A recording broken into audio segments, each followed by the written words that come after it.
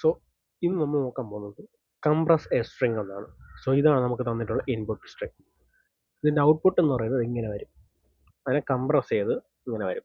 So ഇവിടെ 3 A ഉള്ളതുകൊണ്ട് A3, 3 B ഉള്ളതുകൊണ്ട് B3, 2 C ഉള്ളതുകൊണ്ട് C2, 4 D ഉള്ളത് D4 ഇങ്ങനെ പ്രിന്റ് ചെയ്ത് വരണം. ഇതാണ് ഔട്ട്പുട്ട്.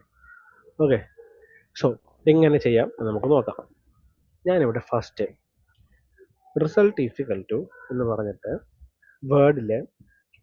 വേർഡിലെ ഫസ്റ്റ് എലമെന്റിനെ സ്റ്റോർ ചെയ്ത് കൊടുത്തു.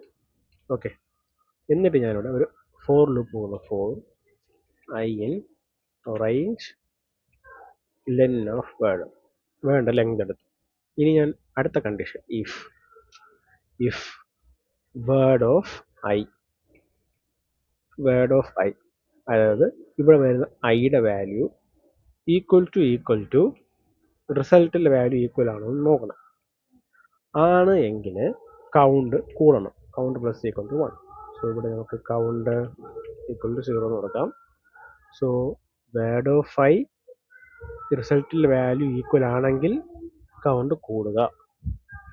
ഇനി ഈക്വൽ അല്ലെങ്കിലോ, ഈക്വൽ അല്ലെങ്കിൽ ലാസ്റ്റ് വന്നിട്ടുള്ള വാല്യൂ നമുക്ക് പ്രിന്റ് ചെയ്യണം. സോ ലാസ്റ്റ് വന്നിട്ടുള്ള റിസൾട്ടും അതിൻ്റെ കൗണ്ടും ഇവിടെ പ്രിന്റ് ചെയ്ത് കാണിക്കണം എന്ന് പറയുന്നു.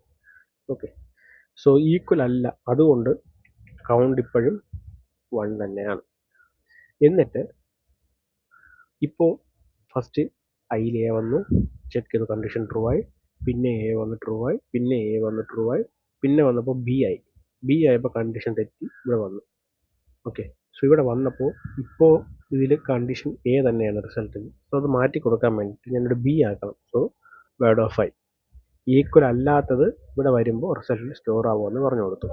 ഓക്കെ, എന്നിട്ട് ഞാൻ ഒന്നുകൂടെ പ്രിന്റ് റിസൾട്ട് കൗണ്ട് എന്ന് കൊണ്ടുവരികയാണെങ്കിൽ കൗണ്ട് എന്ന് കൊടുത്തിട്ട് സേവ് ചെയ്തിട്ട് ഇത് റൺ ചെയ്യുകയാണെങ്കിൽ എനിക്കിതവിടെ A3, B3, C2, C4 എന്ന് പ്രിന്റ് ചെയ്യുന്നുണ്ടോ, ഔട്ട്പുട്ട് നമുക്ക് കിട്ടി.